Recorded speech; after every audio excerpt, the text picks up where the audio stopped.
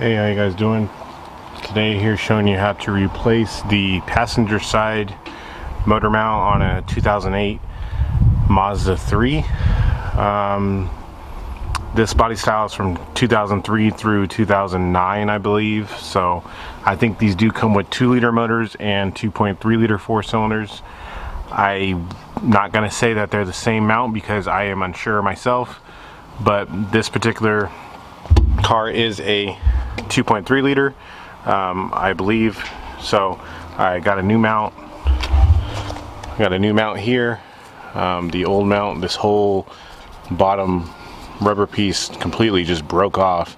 So now the motor is just sitting on the cylinder part here. So needless to say, it's very loud and it vibrates a lot, and the motor moves around. So this one is pretty easy to do. You'll need a 17mm socket. I like to use a really long extension because it makes my life easier. If you have an impact gun like I do, I just use this DeWalt one. I love it. You can use that. If you do not have an impact, you don't need an impact. If you don't have one, you can use a breaker bar. A long breaker bar like this will work. And you'll also need a jack to support the engine when you loosen this mount up. I put the jack right underneath the oil pan with a little small piece of wood so I don't damage the oil pan. But the first thing you will need to do is actually to stick the jack under the car, get it under the oil pan. Just make your best judgment of where you want to place it at, somewhere that's going to support the engine and as a whole. Don't just stick it on the corner of the oil pan. Stick it on the, underneath the engine as centered as you can, with the piece of wood supporting it. Then after that, you can jack it up the jack, some just so that you know it's going to be supported, so that the engine just doesn't fall down. The next thing you want to do is you probably don't need to move this coolant reservoir, but I'm going to, because if you do need, as you can see, if you loosen this up and you got to actually be able to pull this out, this here is going to be in the way. This actually just lifts straight up. Be careful that you don't crack the tab that it's on. It's just held on by it's just pushed into place. You can just lift up the reservoir in the back, and then the front will slide up and off as well. It just lifts straight up. It just slides into little pins here. You'll see what I'm talking about. If you do need a flathead screwdriver to help you break them loose, you can, but as you can see, that didn't take me any time to take that off. Then what you can do is just take and swing this and set it right on top of the engine, just like that. So now you have full access to the mount here. It's held on by 2 nuts that are attached to the motor, 17mm, and then there's also 2 17mm bolts that go down to the frame that hold it on as well.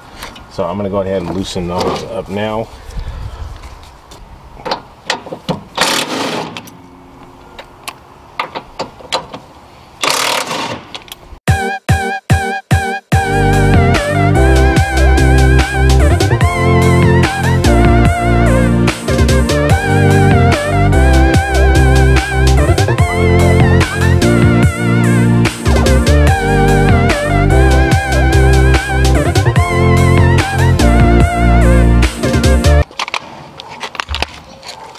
Okay, now that you got all the bolts loose, you can go on ahead and jack up the engine a little bit so that you can take a tension off of this so you can slide it off.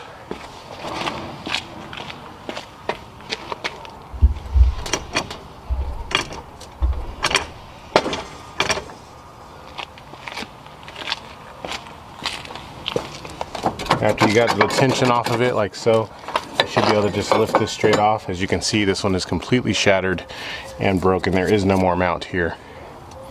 And you can take this off and set it aside. As you can tell, this one is just, it's done. So I'll go ahead and put the new one on.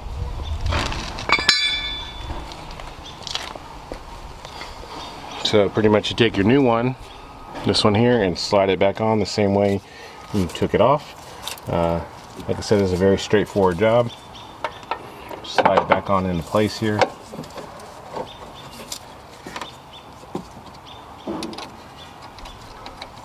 You may find that you need to jack up the motor or lower the motor down some in order to get the bolt holes to match up and line up, but just take your time, you'll be able to get it on.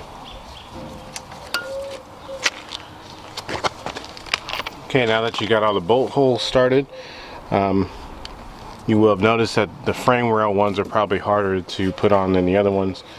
You can go on ahead and tighten all the bolts and nuts back up.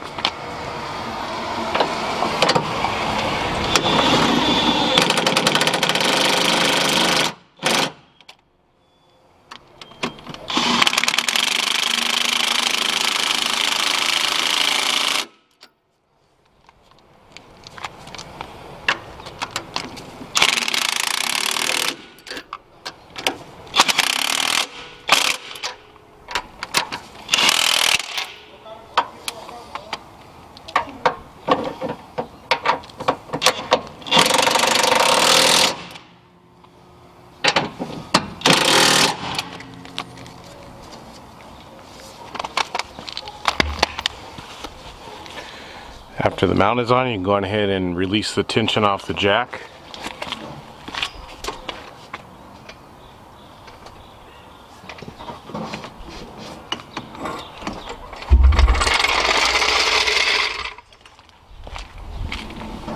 Now you can go on ahead and reinstall the coolant reservoir. Just slides back into place, just like so. And that is all there is to it. This will probably take you about, I don't know, probably about 10 or 15 minutes to do if you're pretty quick. By all means, take your time. It's not a race at all. This is also a good time to check the condition of your serpentine belt, since you will be in the area anyway. And obviously with the mount off, it's very easy to get to. So yeah, if you have any comments or questions, leave them in the comment section below. If this is your first time to the channel, thanks for stopping by. I appreciate it, and I hope that you will hit the subscribe button on your way out. If you like this video, please show so by hitting the like button. I appreciate you guys watching the videos, and I will see you next time.